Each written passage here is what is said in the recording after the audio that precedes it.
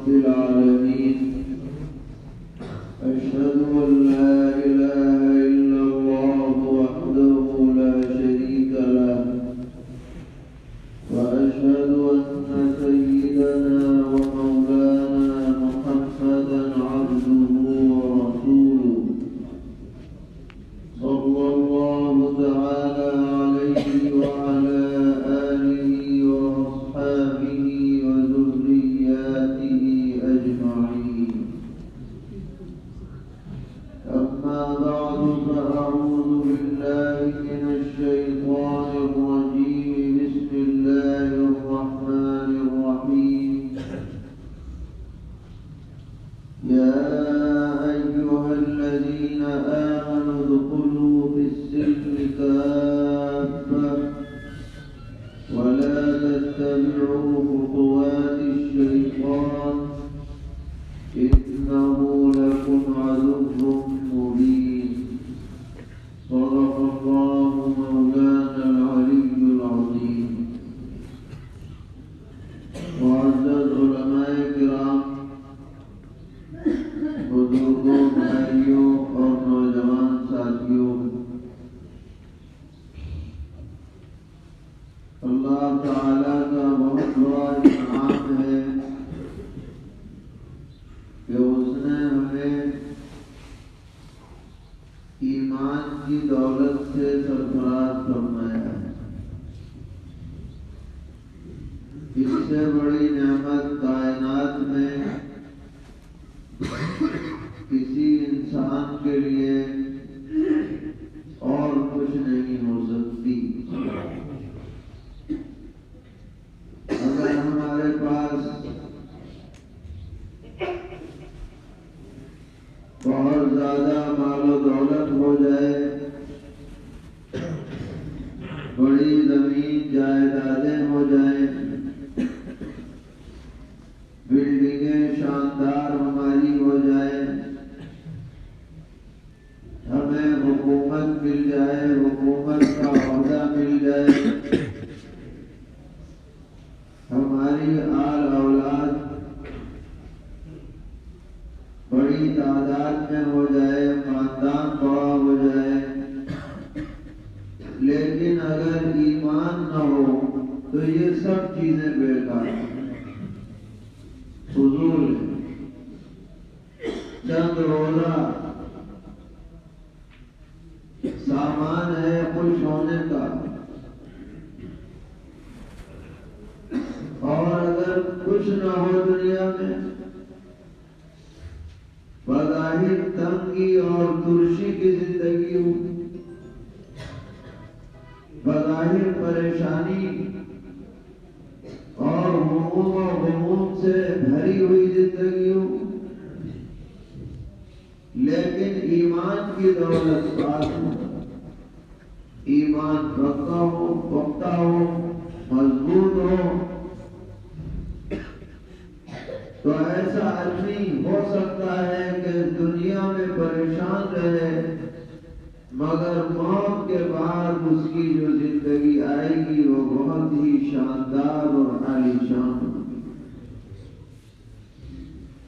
سرور عالم حضرت محمد مصطفیٰ صلی اللہ تعالی علیہ وسلم نے فرمایا کہ یہ جو فقراء مہاجرین ہیں، جو بیچارے دین کے لیے اپنا گھر بار وطن چھوڑ کر کے اور یہاں پر جمع ہوئے ہیں، ان کے پاس نہ اپنا گھر ہے، نہ در ہے، نہ کاروبار ہے، نہ روپیہ پیسہ ہے، یہ جنت میں مالداروں سے 500 سال پہلے داخل ہو جائیں گے، اور بھائی بغیر حساب کتاب کے چلے جائیں گے، سیدھے، کوئی روک ٹوک نہیں رہے گی۔ تو مال و دولت سب کچھ نہیں ہے۔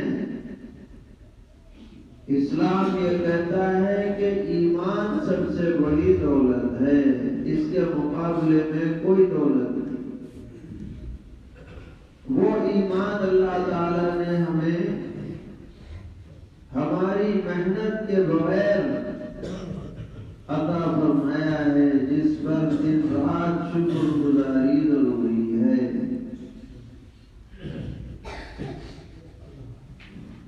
ہر زمانے میں غیروں کے لیے اسلام کی طرف آنا دنیا کا سب سے مشکل کام رہا ہے، آج بھی یہ مشکل ہے۔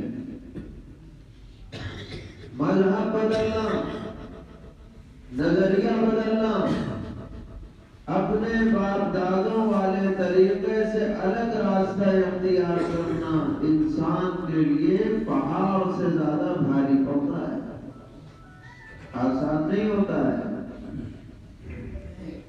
طرح طرح کی رکاوٹیں آتی ہیں، طرح طرح کے تانے سننے پڑتے ہیں، گھر والے دشمن بن جاتے ہیں، خاندان والے بائیکاٹ کر دیتے ہیں، طرح طرح کے مظالم آدمی کو سہنے پڑ جاتے ہیں۔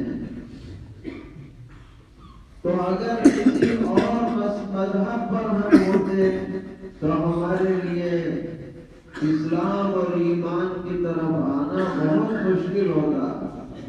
اللہ نے ہمیں ایسے گھر میں پیدا کیا جہاں پہلے سے اسلام موجود ہے کہ ہمیں محنت نہیں کرنی پڑی، وہ اسلام ہمیں باپ دادوں کے ورثے میں ملا ہے۔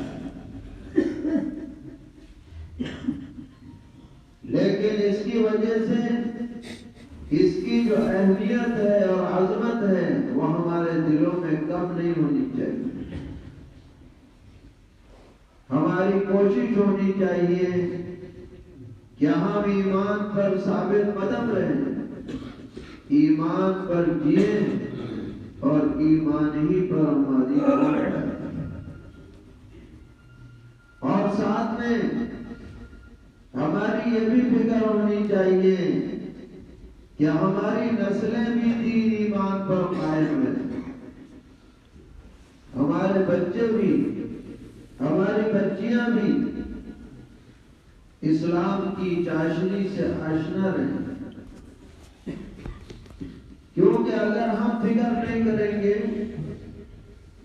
اور ہم اپنے اندر اس کا جذبہ پیدا نہیں کریں گے تو کچھ پتہ نہیں کہ آگے آنے والی نسل کس مذہب پر رہ پائے گا۔ اس لیے ان بچوں بچیوں کو مدرسوں میں بھیجیے، مکتب میں پڑھائیے، قرآن پاک کی تعلیم دیجیے، ان کو صحیح عقائد سکھلائیے، بتلائیے، ان کے اعمال کو درست کیجیے، ان کو مسجد سے جوڑیے، ان کو نمازی بنائیے، ان کو پاک رکھیے، پاک رہنے کی انہیں تعلیم دیجیے۔ بچوں کی ذمہ داری ہمارے اوپر ہے۔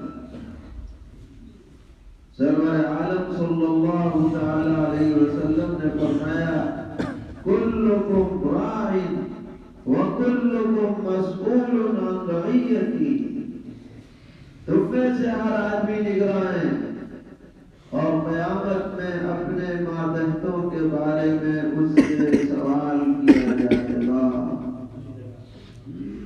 اور یہ چھوٹے بچے جو بے شعور ہیں، کم عقل ہیں، انہیں اچھے برے کی تمیز نہیں ہے، ان کو صحیح راستہ دکھلانا، صحیح تربیت دینا یہ ماں باپ کی ذمہ داری ہے۔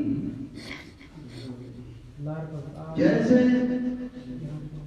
ان کے دنیا کے بارے میں فکر کی جاتی ہے، اس سے زیادہ ان کے دین کے بارے میں، ان کی آخرت کے بارے میں فکر ہونی چاہیے۔ ہم یہ نہیں کہہ رہے کہ آپ ہر بچے کو جو ہے حافظ بنائیں، ہم یہ بھی نہیں کہہ رہے کہ آپ اپنے ہر بچے کو عالم بنائیں، بنائیں گے تو اچھی بات ہے، حافظ بنائیں گے، عالم بنائیں گے تو آپ کے لیے دنیا آخرت میں خیر کا سبب بنے گا، لیکن ہم یہ ضرور کہیں گے کہ آپ اپنے ہر بچے اور ہر بچی کو اتنا دین ضرور سکھلائیں کہ وہ دین کے مطابق اپنی زندگی گزار سکے،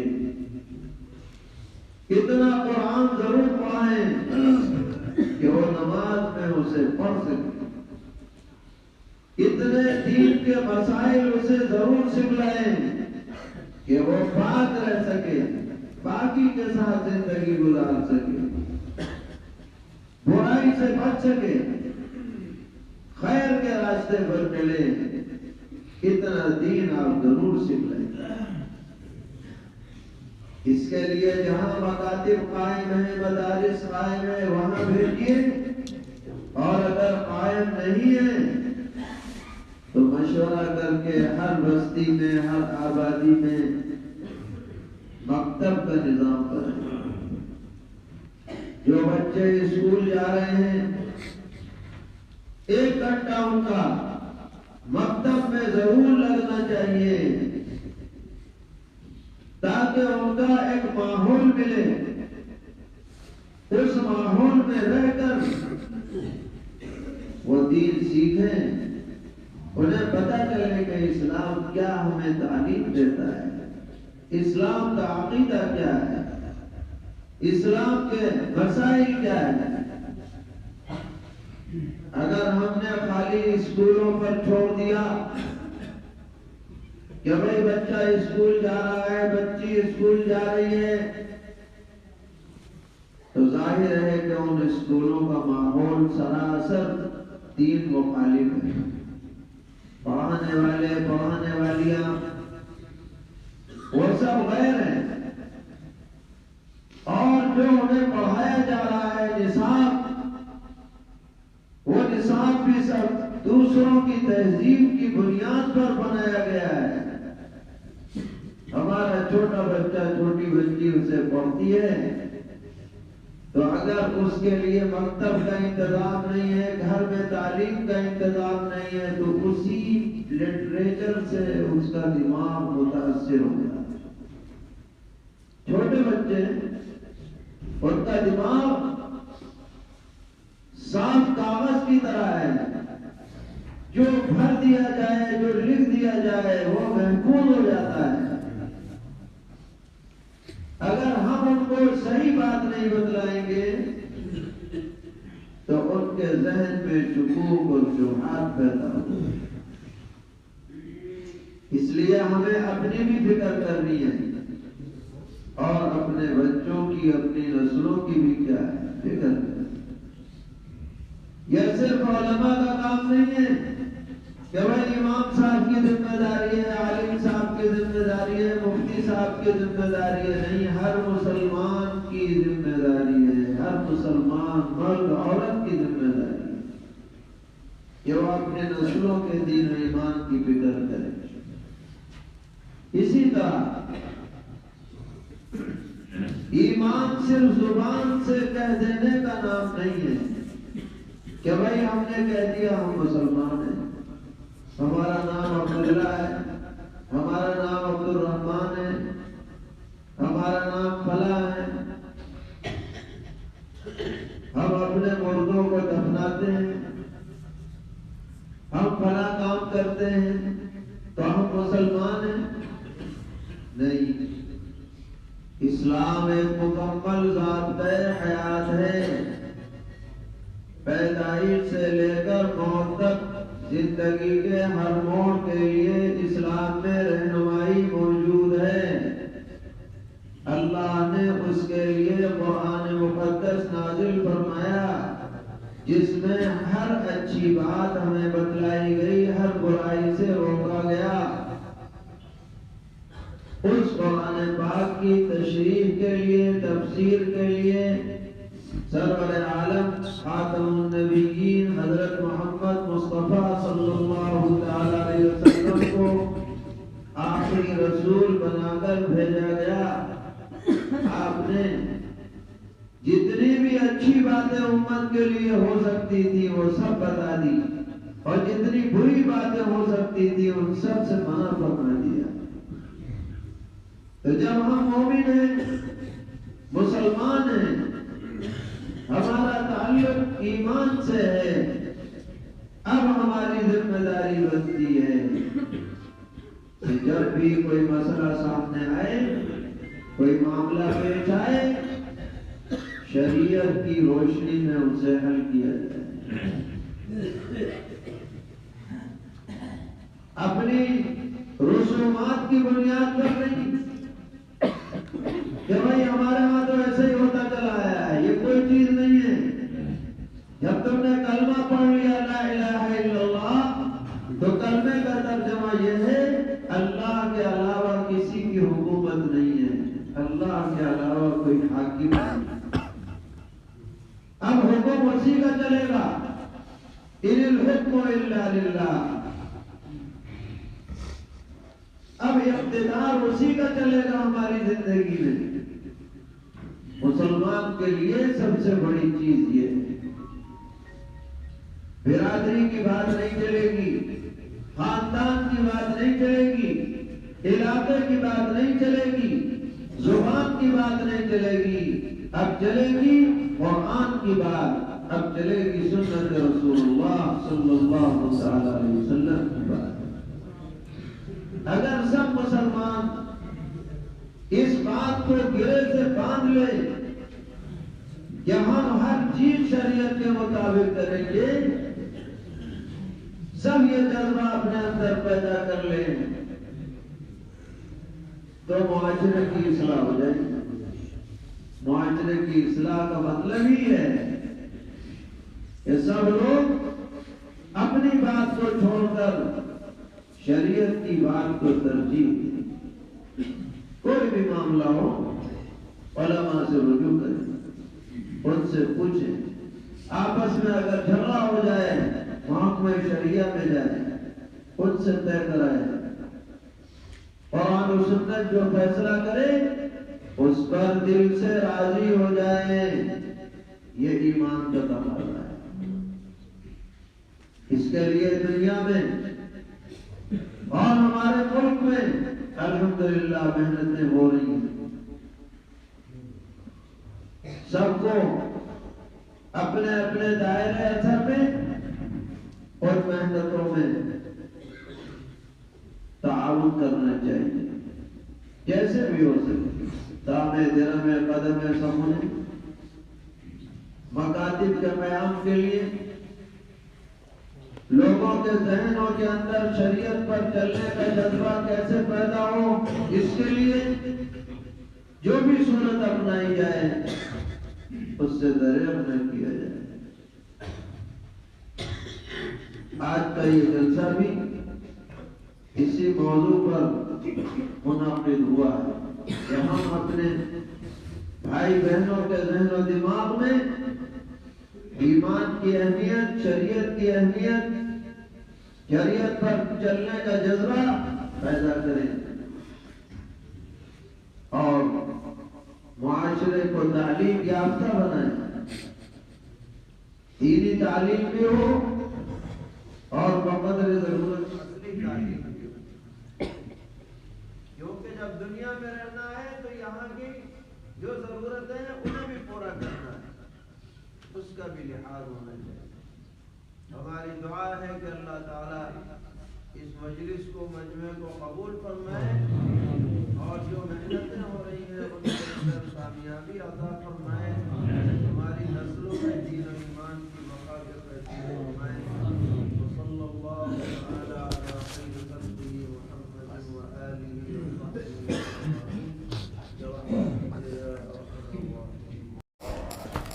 Thanks for watching. Don't forget to like, comment, share and subscribe to Al Wahid channel.